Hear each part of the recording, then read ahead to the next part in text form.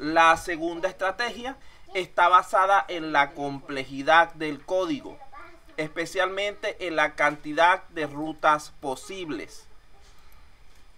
La complejidad ciclomática cuantifica el nivel más alto en cuanto al número de caminos independientes que puede tener un programa, lo que se percibe como la complejidad real del mismo o de sus módulos. Se representa siguiendo conceptos de teoría gráfica, usando nociones de flujo de control, etc., indicando cuántos condicionales y ciclos tenemos en nuestro código, para así determinar el número mínimo de pruebas a realizar, para asegurar que se cubre al menos una vez cada camino, es decir, que se abarcan todas sus líneas de código. Aquí tenemos entonces lo que serían los valores aceptados para complejidad ciclomática. Decimos que cuando una aplicación tiene de 1 a 10 de complejidad ciclomática es simple y sin mucho riesgo.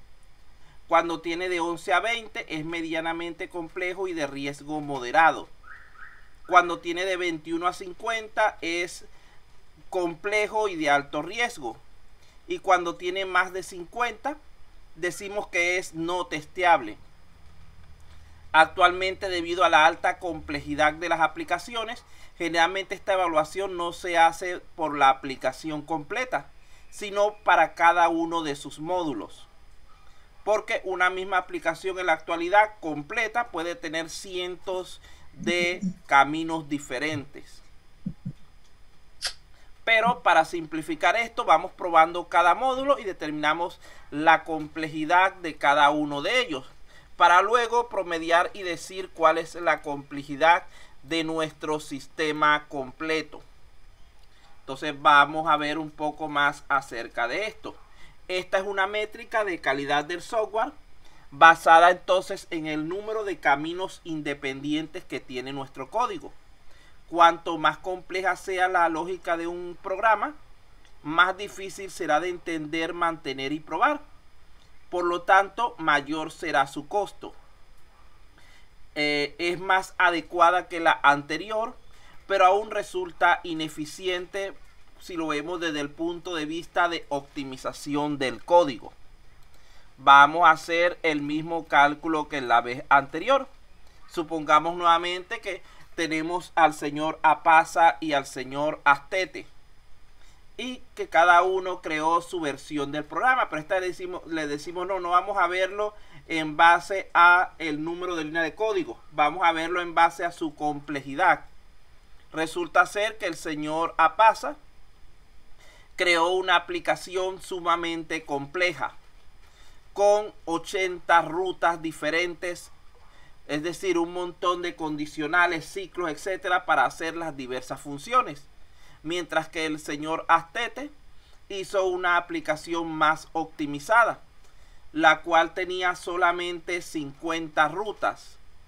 Si el precio por ruta, es decir, por complejidad, es de $500, ¿cuál sería el costo para cada una de estas versiones de la aplicación? Hacemos lo mismo que en el caso anterior.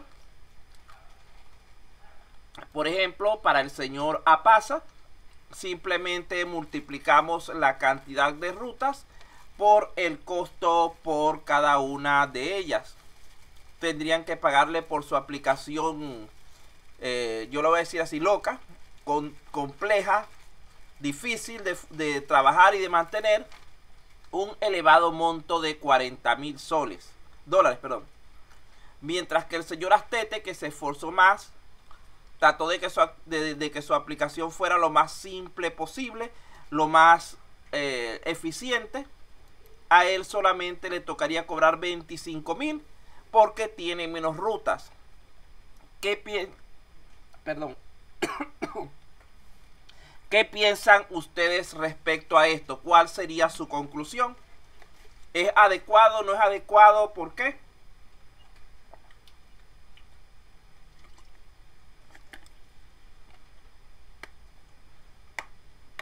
no es adecuado porque al igual que en el ejemplo anterior se le está pagando menos a quien es más rápido y más eficiente. Exactamente, se le está pagando menos a quien hace un mejor trabajo.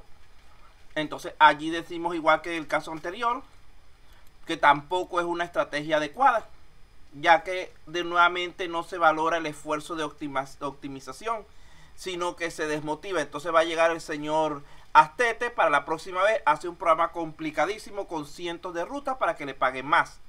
Y esa no es la idea. Entonces caemos entonces en la tercera métrica, la tercera metodología, que es la que preguntaban al principio. Diga, señor Colán. Sí, profesor. Yo quería preguntar ahí, por ejemplo, entonces el cliente, ¿qué medios tendría para poder de alguna manera sacar algunas conclusiones, ¿no? Por eso Porque es que... fácilmente... Ajá. Sí, Diga, diga. le escucho, le escucho. No, diga. No, le decía porque si alguien va a venir, entre comillas, a sorprenderme, darme muchas cosas que verdaderamente de alguna manera no las voy a necesitar o me va a pintar muchas cosas, yo optaría, dependiendo, que sea, como dijo el compañero anterior, que sea un trabajo, un sistema bien práctico, que sea didáctico, que cumpla con su función, básicamente, ¿no? A eso es que vamos a llegar con este otro método.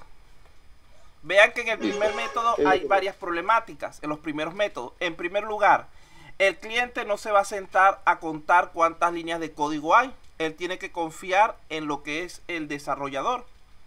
Entonces, si el desarrollador le dice que hay 5 millones de líneas, tiene que asumir que hay 5 millones de líneas. No se va a sentar a revisar el código línea a línea a ver cuántas son. Eso en primer lugar. En el caso de la complejidad sucede lo mismo. El cliente no se va a poner a revisar el código fuente para ver cuántos condicionales y ciclos existen, cuántas rutas diferentes. Así que tendría que confiar en la palabra del programador. Por eso, esa es otra de las causas por las cuales estos dos primeros métodos no son convenientes. ¿Qué pasa entonces? Surge un tercer método que es el de puntos de función, el cual es mucho más conveniente que los anteriores. Vamos a ver de qué trata y después contestamos por completo la pregunta del compañero Colán. Vea que cuando hablamos del método de puntos de función, estamos hablando de aquel que se enfoca en la cantidad de funcionalidades aportadas por el software al usuario, al cliente. Es decir, algo que la persona sí puede medir. Porque simplemente él va a verificar en contra de lo que son los requerimientos que él solicitó inicialmente y los que hayan podido surgir durante el desarrollo. Pudiendo decir, mira, sí, tiene 10, tiene 20, tiene 30 funciones, simplemente probando el programa de manera normal, de manera en las pruebas de aceptación. Define entonces el tamaño de la aplicación en base al número de aspectos funcionales resueltos por el software. Es decir, mientras más opciones, mientras más soluciones le demos al cliente, mayor va a ser el valor de nuestra aplicación. Por lo tanto, mayor también su costo. Vean que esta solución es mucho más adecuada. Vamos a imaginarnos la misma situación anterior nuevamente. Aquí tenemos las dos aplicaciones. La del señor Apasa arriba, que hasta este momento siempre le había cobrado más a los clientes por su manera de trabajar. Y la del señor Astete abajo, que todo el tiempo había quedado corto. Entonces vamos a ver qué pasa aquí. En este caso, el precio por punto de función lo vamos a definir nuevamente en 500. ¿Cuál sería el valor o el costo de cada una de las versiones de esta aplicación?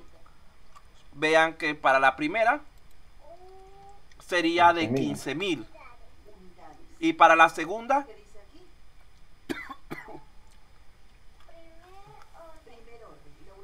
25.000. 25.000. Entonces, como pueden ver, en este caso, la persona que trabajó más va a cobrar más y el cliente por su parte va a recibir la mejor aplicación, no la peor.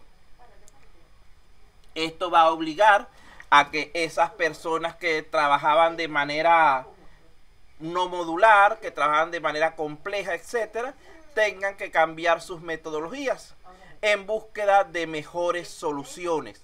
Vean que aquí sale beneficiado tanto el cliente como el desarrollador, porque el cliente recibe una mejor aplicación y el desarrollador recibe el valor justo por su trabajo.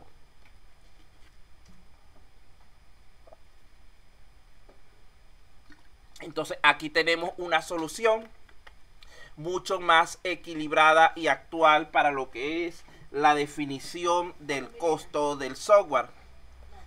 Ya aquí se quitaron, digamos que salimos de todos esos limitantes anteriores. Aquí sí se favorece, sí se valora la optimización. ¿Por qué? Tú vas a buscar que tu sistema tenga mejor funcionamiento para que tenga mejor valor. Entonces, como pueden ver en este caso, tenemos una situación mucho más adecuada.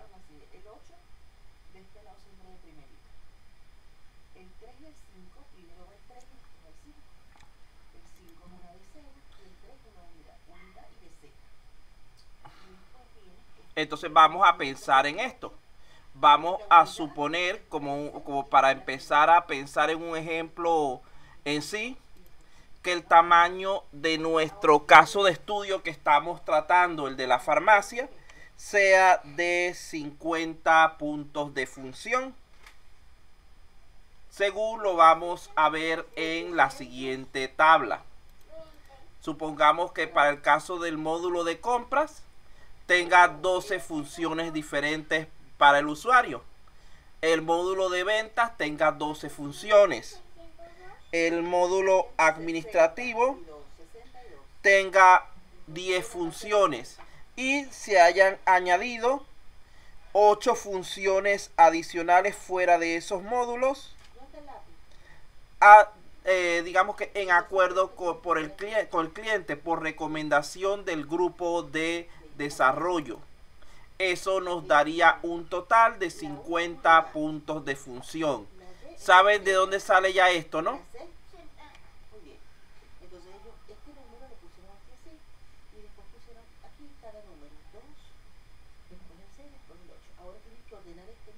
¿Saben de dónde sale esto que estoy nombrando?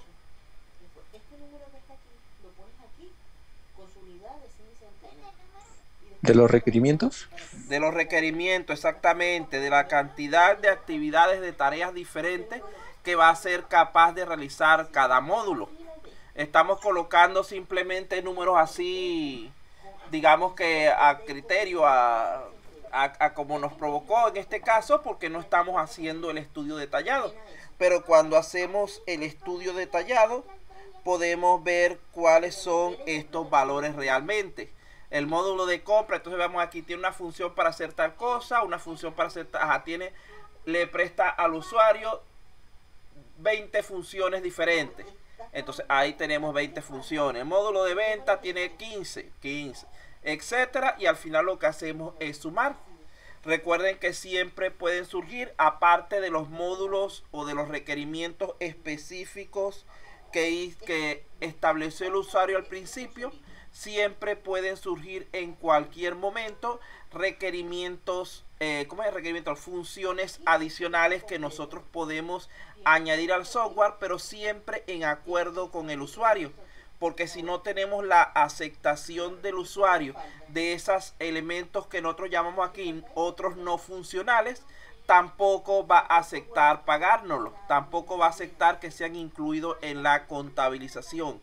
Así que esos elementos que vayamos añadiendo, que de repente, no, tú necesitas una función adicional que haga, que te controle los niveles de inventario y te avise automáticamente cuando necesitas hacer la reposición de la mercancía sin tú tener que estar revisando el sistema manualmente, sino que te aparezca en pantalla una advertencia diciéndose, favor reponer tal mercancía que está en el límite, y te aparezca el contacto de la persona y no sé qué, para tú comunicarte sin tener que estar buscando nada de eso, sino que todo automatizado. Si nosotros lo hacemos Con el acuerdo de la persona podemos cobrar esta función, pero si la hacemos por nuestra cuenta porque nos provocó, en ese caso no podríamos cobrarla, sería como algo que le estamos haciendo de gratis al cliente. Y la idea es no hacer cosas de gratis, es precisamente que todo lo que hagamos reciba su justo valor.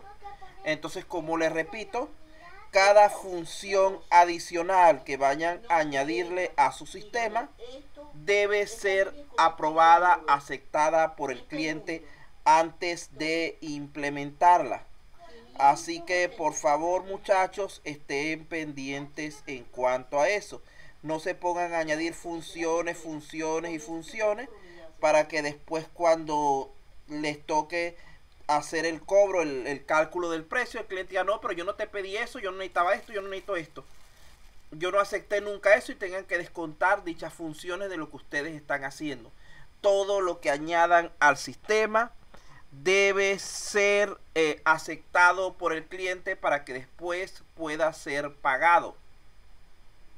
Vamos a darles en este momento su descanso de 5 minutos para luego continuar con la siguiente parte, donde vamos a hablar de un método denominado COSMIC, que se basa en lo que son tamaño funcional, puntos de función, y hacer un ejemplo acerca de esto. Vamos, tómense su cafecito, despiértese un poco, agua, un beso a la novia, lo que sea, pero traten de volver un poco más animados.